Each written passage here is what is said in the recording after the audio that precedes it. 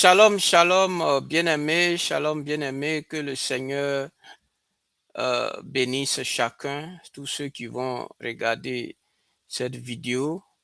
Bien-aimé, ma chaîne, c'est la parole de Dieu affranchie. Donc, bien-aimé, l'objectif, c'est d'apporter des messages qui ont pour base la parole de Dieu pour le bien-être et l'édification, le bien-être du peuple de Dieu et le salut aussi des âmes. Bien-aimé, en ce jour, le Seigneur me met à cœur de parler sur un sujet et le thème du message d'aujourd'hui, c'est les mensonges du diable et comment les combattre.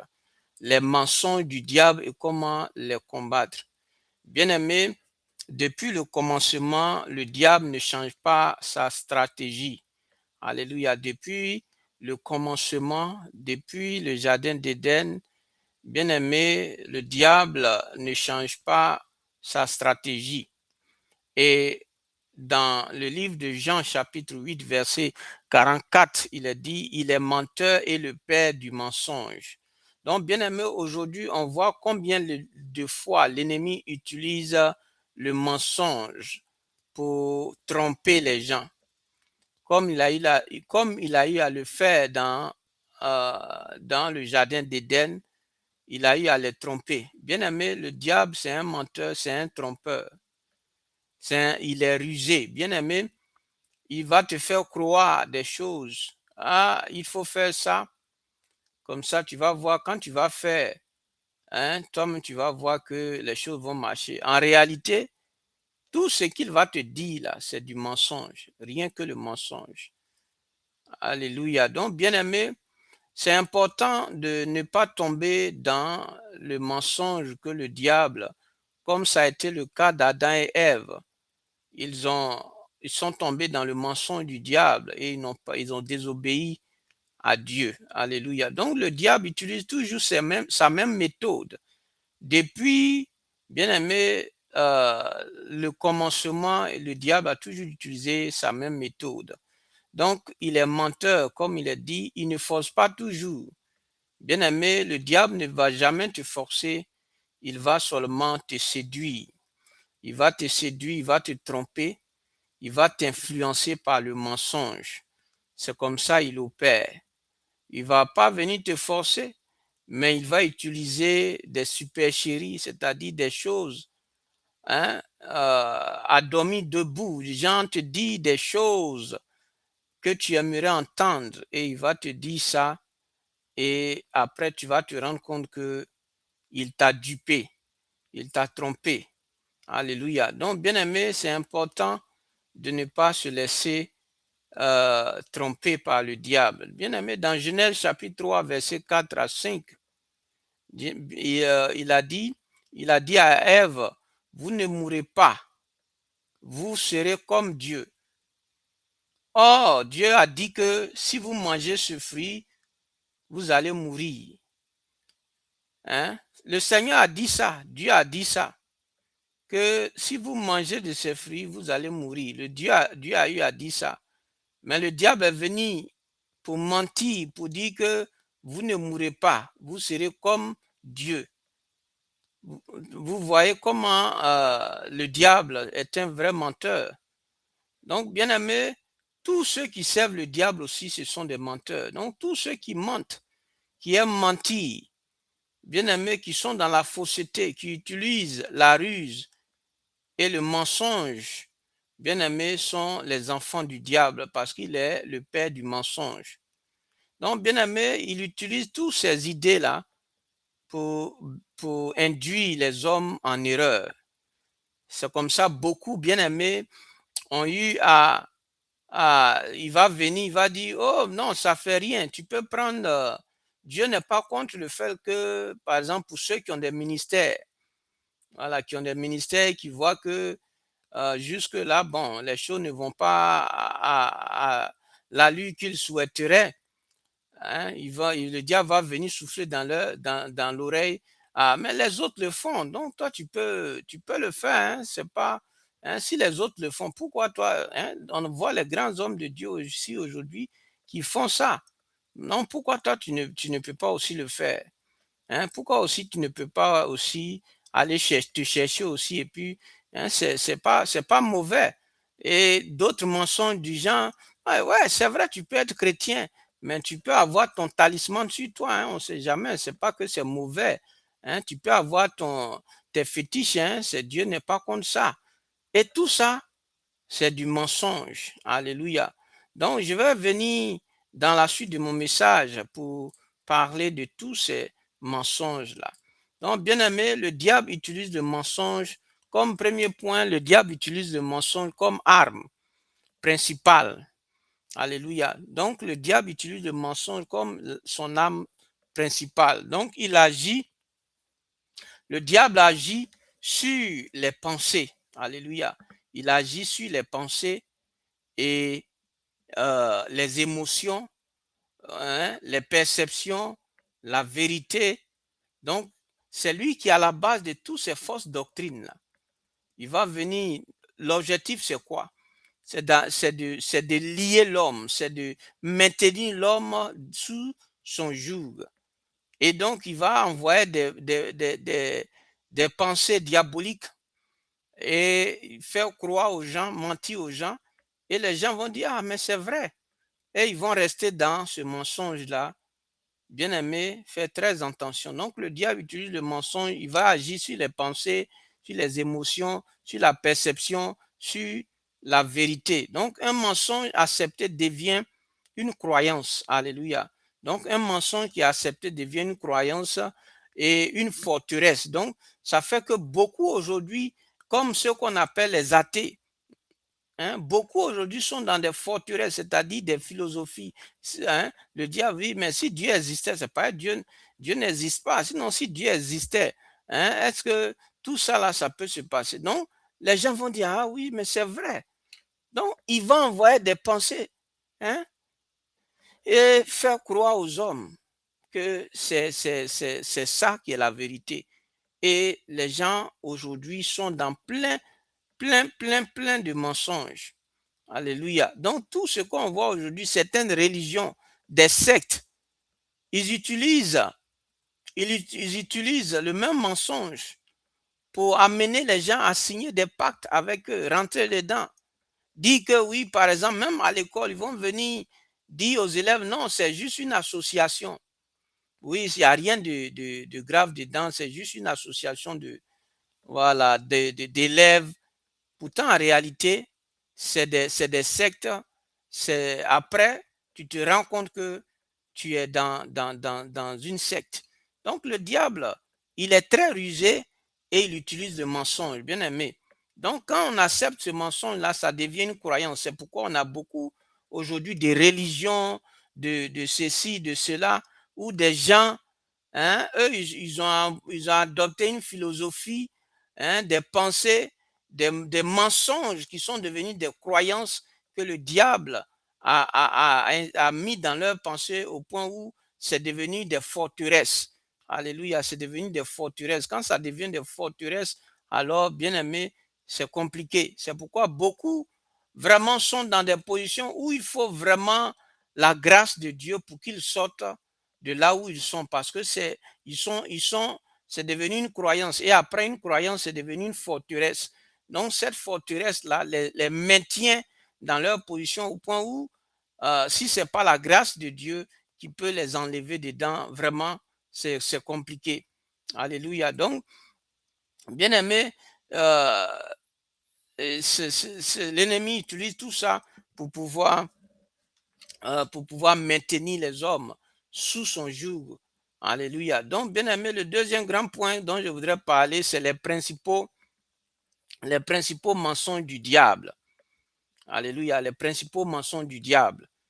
Donc, le premier mensonge, c'est pas une liste exhaustive, mais il y a plein de pensées que le diable envoie et c'est ça dont je vais parler. Dieu ne t'aime pas vraiment. Voilà, il va venir te dire que Dieu ne t'aime pas. Dieu ne t'aime pas vraiment parce que s'il t'aimait, il n'allait pas permettre que tu te retrouves dans une situation pareille. Que tu sois toujours là en train de chercher, tu grilles mais ça ne va pas. Dieu ne t'aime pas, c'est à cause de ça. Bien aimé, il va envoyer des idées, des pensées, des idéologies pour venir maintenir les gens. Donc Dieu ne t'aime pas vraiment. Il te fait douter de l'amour de Dieu. Donc il va te faire douter de l'amour de Dieu pour toi. Dans Genèse chapitre 3, verset 1, il met le doute, hein, sur la bonté de Dieu.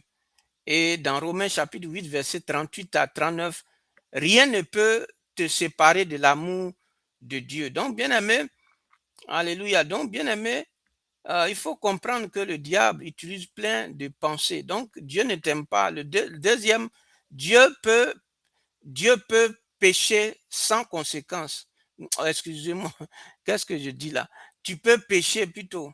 Voilà, tu peux pécher sans conséquence. Alléluia. Tu peux pécher sans conséquence. Alléluia.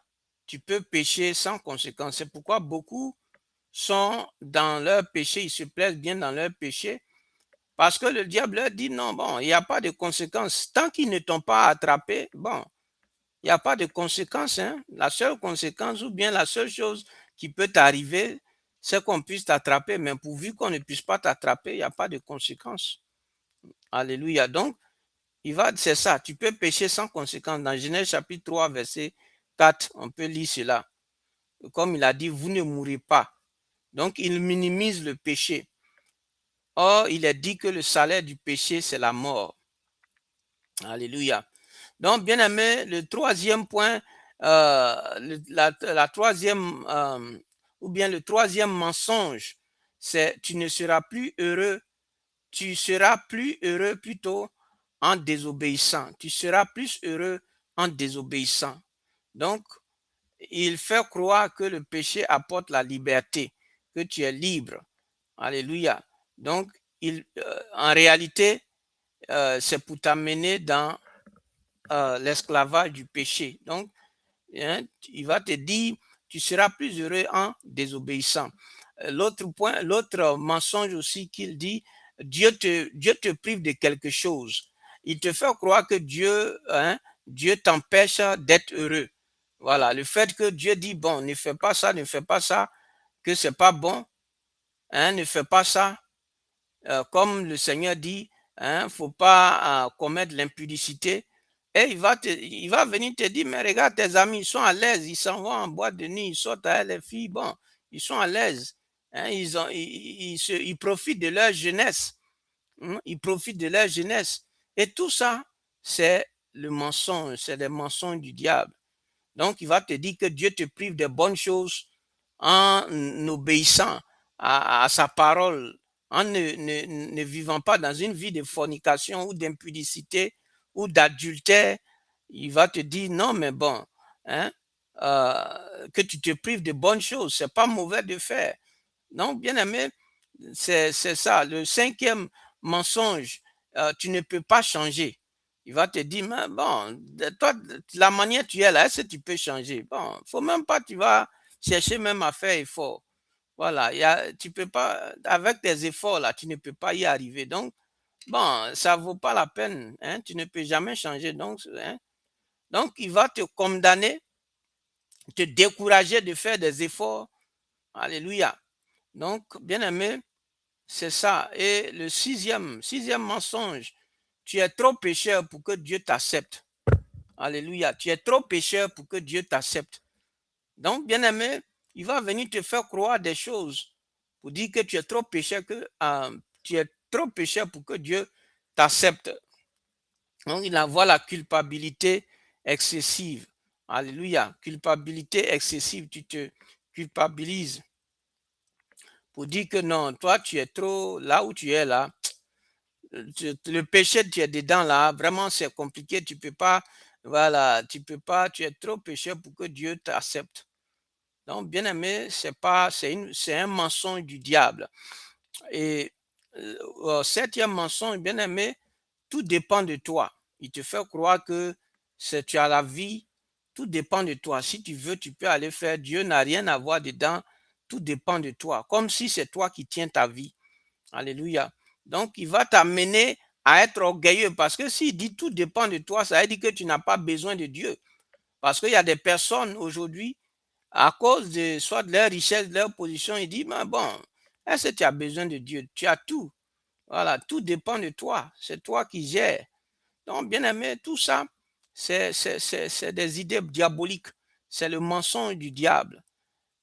Alléluia. Donc, l'autre mensonge, tu n'as pas besoin de Dieu maintenant. Alléluia. Il va te dire, tu n'as pas besoin de Dieu maintenant. Plus tard, voilà. Mais maintenant, là, actuellement, là, tu es trop jeune. Voilà. Tu es trop jeune. Tu as encore la vie. Hein. Il faut vivre un peu comme ça. Hein, dans peut-être 2, 3 ans, 4 ans, peut-être comme ça. Voilà. Là, en ce moment, tu peux dire que tu as besoin de Dieu. Tu peux maintenant donner ta vie à Dieu. Hein. Donc, c'est les idées comme ça que le diable envoie et qu'il injecte dans les pensées des gens. Donc, et il va encore dire, comme autre mensonge, les autres sont meilleurs que toi. Les autres sont meilleurs que toi. Pour t'amener à te comparer aux autres. Pour que toi-même, là, tu puisses ne pas, je veux dire, ne pas être, t'aimer toi-même, parce que c'est important de toi-même t'apprécier toi-même. Mais il va t'amener, il va te comparer aux autres. Il va dire que toi-même, tu vois, les autres sont mieux que toi. Toi, tu fais jusqu'à tes amis, ils font, mais ils arrivent. Mais toi, tu n'arrives pas. Tu es un fainéant, tu ne peux rien faire. Tout ça, ces pensées-là, c'est ça que l'ennemi envoie. Et l'objectif, c'est quoi? C'est d'amener les gens à se suicider, c'est d'amener les gens à ne même pas, ça veut dire ils vont être renfermés sur eux-mêmes au point où le potentiel que Dieu a mis en eux, ils seront plus prêts à mettre cela en exergue ou à utiliser cela. Donc, ils vont se voir comme des gens, comme quelqu'un qui n'est rien, qui ne vaut rien, les trucs de ce genre. Alléluia. Parce que tu te compares aux autres. Oh Dieu, c'est ce que Dieu dit de toi. On n'est pas venu ensemble. Chacun a ses qualités, chacun a ses forces, chacun a ses faiblesses. Donc, tu ne peux pas te comparer aux autres. Alléluia. Ne te compare jamais aux autres. Alléluia. Voilà. On n'est pas les mêmes et on ne sera jamais les mêmes. Donc, il ne faut pas regarder et dire les autres sont meilleurs que moi, comme si toi, tu ne vaux pas quelque chose. Donc, bien aimé, vraiment, il ne faut pas laisser le diable te mettre des pensées pareilles. Il y a aussi le fait qu'il va dire, comme autre mensonge, abandonne, ça ne sert à rien. Voilà, il va te dire, mais tu as essayé à plusieurs reprises. Hein? Tu vois, tes amis font, ils arrivent, mais bon, toi, tu as essayé à plusieurs reprises. Tu n'arrives pas quelque part. Donc, il faut laisser. Ça ne sert à rien. Voilà, il faut abandonner, ça ne sert à rien. Donc, tout ça, c'est les pensées du diable. Rien que pour te décourager, rien que pour t'amener à ne pas avancer. C'est-à-dire pour que tu restes. Par exemple, s'il dit que ça ne sert à rien, donc tu ne vas plus vouloir rien faire. Voilà, tu vas rester là. Ouais, bon, je ne peux rien faire. Donc, bon, ça ne sert à rien ce que je fais. Donc, bon, pourquoi je dois continuer toujours? Donc, tout ça, c'est les œuvres du diable. Son objectif, c'est de voir l'homme malheureux et misérable. Donc, bien aimé, l'autre mensonge, personne ne te voit. Ce n'est pas grave. Donc, il va te dire que oui, bon, personne ne te voit, hein? Tu peux le faire, hein? Personne ne te voit. Alléluia. Donc, bien aimé, c'est ça, c'est les pensées comme ça, hein? Que ce n'est pas grave parce que personne ne te voit. Donc, il y a comme autre mensonge, bien aimé, tu peux contrôler le péché. Alléluia. Pour dire que toi, tu es tellement fort, tu peux gérer, voilà, le péché là. Tu peux rentrer en boîte de nuit, tu peux aller là où hein, tu es chrétien là, hein, tu es déjà fort, donc tu peux rentrer. Toi-même, tu sais que c'est ta faiblesse, mais il va te faire croire que oui, bon, ça fait rien, tu es devenu maintenant chrétien, donc tu peux aller en boîte de nuit, hein, tu peux aller, tu vas pas tomber, c'est juste là-bas, tu peux aller évangéliser ou bien, hein. Donc, il va te dire que tu peux contrôler. Oh, péché là. On a vu Joseph qui a fui devant la femme de Potiphar. Donc, il va te faire croire que tu es un dangereux, qu'il n'y a rien, tu vas pas tomber. Et il va t'envoyer à un niveau et puis il va te relâcher. Et tu as fait une chute libre. Donc, bien aimé, c'est important vraiment de ne pas laisser l'ennemi hein, te mentir et te fait accepter ces pensées-là, ces paroles-là, ces mensonges-là dont je viens de parler. Il y a plein d'autres, hein.